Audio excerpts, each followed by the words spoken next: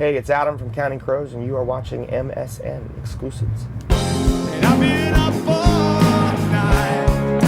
I'm resting all day. Get your dreams just right. And then let them slip away. Because I might sleep all day. Ella Rose Show.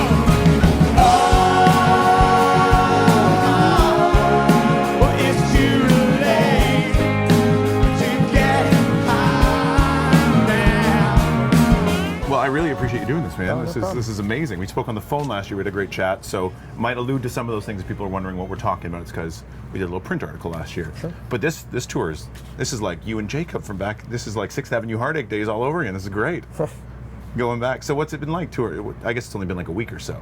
Yeah, no, I mean, it's kind of been a week, and we haven't seen a huge amount of him. We hung out on the bus one day, watched the show a couple times. Because everyone that comes to one of these shows gets a disc. Echoes of the Outlaw Road show. Yeah, I'm kind of glad we did that. It was a cool idea. I think the way it works nowadays is no one really knows how to work the record business. So you just have to try ideas. I mean, Echoes was a bonus disc on Underwater Sunshine in Australia, and it was a separate live album that we sold over in the UK and in Europe. And then someone said, what about trying in America with the tickets? And so we thought, okay. I think we put it up on Spotify too. Nice. Well, we don't have Spotify in Canada yet. We're still waiting. You got the record. We do get the record. That's true. And it opens. I like it because it opens and closes with Dylan. It's interesting. Sort of. Kind of. I guess it's a Birds Dylan ending, whatever that. But the first one's not really a Dylan song anyways. What do you call it? A Johnny song? What would you call Girl of North Country? No, it's a traditional song.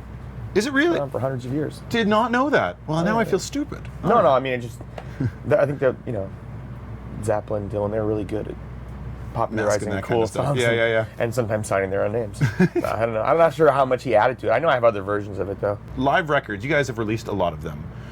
You guys are a live band. I've seen you guys, I don't know, a dozen times now. Do you feel Counting Crows are best experienced in a live environment? No, not really. No. Okay. I mean, I think the records are a really good way to listen to us, too. I think there's like 3 parts to being in a band. You got to be able to write songs, you got to be able to make records, and you got to be able to tour live. And I think they're all equally important. I think the records are a great way to experience us. I think live is too. I mean, it changes every night. We try to like really put our all into all 3 of those things. Yeah, talking about changing every night. Where does that come from? I've never seen you play the same song twice the same way. It's amazing. I don't know. Just is there someone in charge of that? Are you kind of leading the band? How did I find that would be very difficult to do with 6 or 7 people on stage. Play it like you're feeling it at the moment. I never really think about playing it differently. I'm also not thinking about like whatever the record version sounded like. Mm-hmm. Like I have no idea what the record version sounds like for live songs. It's been so long since I've listened to them, and we play them every night. You experience them differently. And going into those covers, like even on the live record, you go into Elbow on Rain King. There's a little Van Morrison Sweet Thing. I can't remember on what tune, but it pops up in there. Can't remember where that was. I wrote and it. Elbow, that was the first time I ever did that. Around with here. The Elbow song. It just popped up that night. The funny thing, I was thinking that when we were playing it midway through, Charlie started playing some spacey stuff on the organ, like echoey spacey stuff. And I thought, oh cool, he picked up on the fact that I'm singing like this Elbow song, Build a Rocket Boys. He's probably never heard the song, but he picked up that I'm saying Build a Rocket Boys, and he's playing spacey stuff. But then what I noticed later on when I listened to it for the live record is that he starts the song out playing spacey stuff. So maybe that's what gave me the idea to sing Elbow. I don't know. It just, people play around with their instruments every night and you listen. That's a big thing in our band. It gets kind of drilled into you that playing is really important. Listening is more important. Because that's how the only thing that we really get mad at each other for ever on stage is if you're not listening. Because someone could take a left turn and go somewhere, and if you screw it up just because you weren't paying attention, then that's not very cool.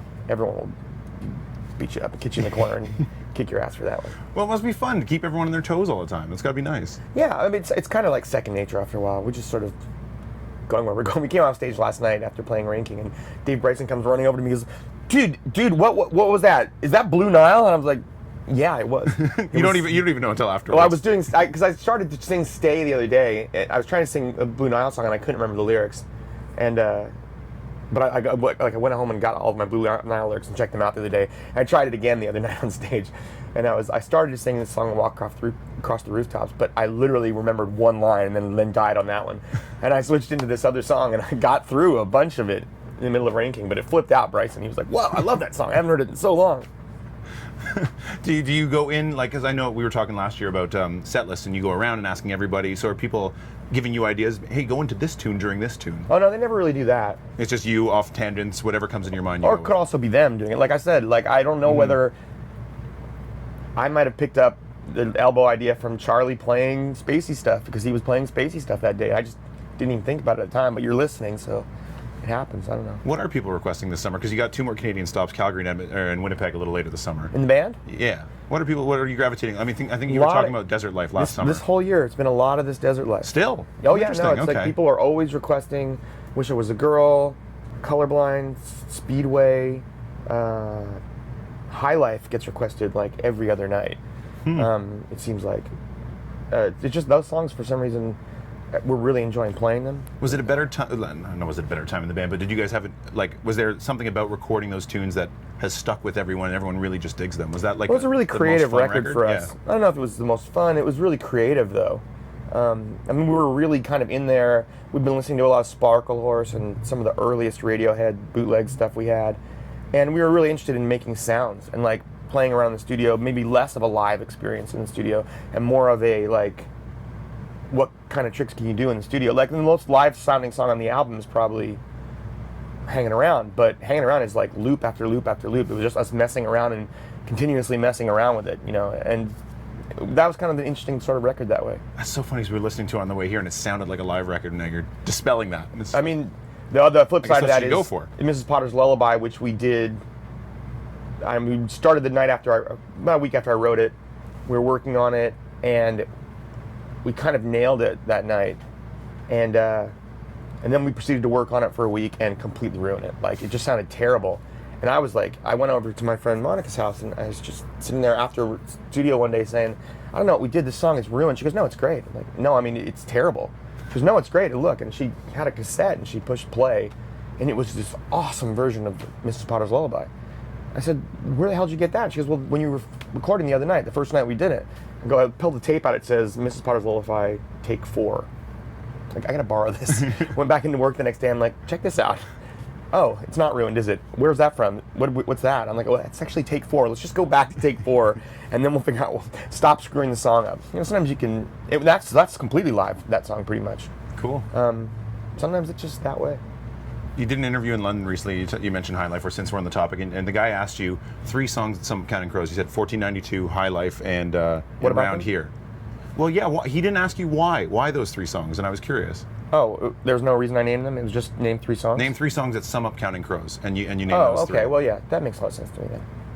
Well, because I think Round Here is the song that really defined us in the beginning, much more than Mr. Jones. It was Round Here, and going on Saturday Night Live and playing Round Here first, that, like, I think first really got people into the band, and it showed the sort of scope of what we could do. Even back then, we were barely, like, knowing how to do it. I mean, because it really takes you into a world on that song. And then I think High Life is like, you know, all the experimentation that was going on this Desert Life, and that goes into making a song like that. It has spoken word parts. I'm singing most of it upside down. We were trying all sorts of cool stuff. You're singing it upside down? Yeah. What does that mean? I mean, I'm literally singing it upside down. Suspended from the ceiling? No, I was on my back with my legs and, like, butt up on a chair to get me. It was singing too relaxed, and it was just too easy to sing it, and it didn't have any tension in it. I don't know why. And I kind of sat upside down and did it, and it had just the right amount. Made it a little harder to sing it, and so it had the right.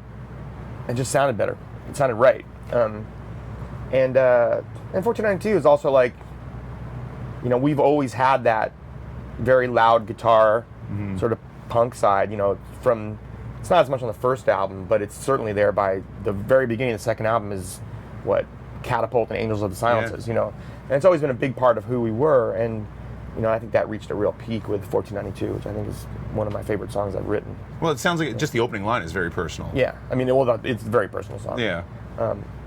Yeah, so I think those are pretty good 3 songs for me. When we spoke last summer, you said, I can't remember, and I wrote it down too.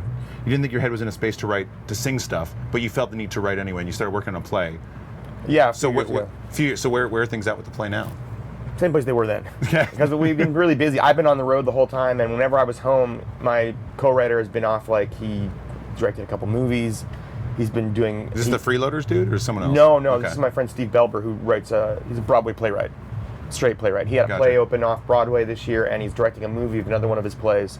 So we just have not had any time when we both weren't working. We spent like a few days together around the opening of his play, where we discussed stuff and went through stuff with the script and got some ideas with it. But, we haven't really done anything else. Cool. And then I had to go back to working on this stuff. So. Right, of course. Are you writing a new record? Where's yeah, that we're working on that right now. Nice. That's one of the reasons of doing this tour. Now, are you workshopping stuff live? Or are people going to hear new songs we this hopefully summer? will be. We haven't done them yet. We were doing them over in Europe. We haven't worked on it yet this summer here. Cool. Well, maybe people can hear some at some point. Yeah, well, I'm sure they will by the end of the summer. We rehearse every day, so nice. we take it, except for today. It's a little raining outside. Speaking of which, we've kicked half the band off the bus, so I should let you go. Well, we have sound check every day, and we usually spend it rehearsing songs, but not today. Right. Because we'll drown. Fair enough. 5 quick questions, 1-word answers. You were not able to do them in 1 word last year, but we'll see if we can do this. Road or studio? Both. Lennon or McCartney? McCartney. When you hear a song, what usually hits you first? Lyrics, melody, or rhythm? Song. Song, what does that mean? That's interesting. It's the three of them. The put three together, of them put together. Add up to. Song you've written you're most proud of? Today.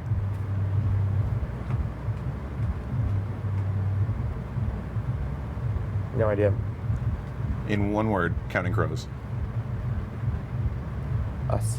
Us. I think that's what you said last time too. Was it? I think so. And I'm before not I let you give go, those answers. no, I know it's all good. Before I let you go, last year you gave me Vis Queen as a recommendation. Oh, yeah. Give me an indie band recommendation.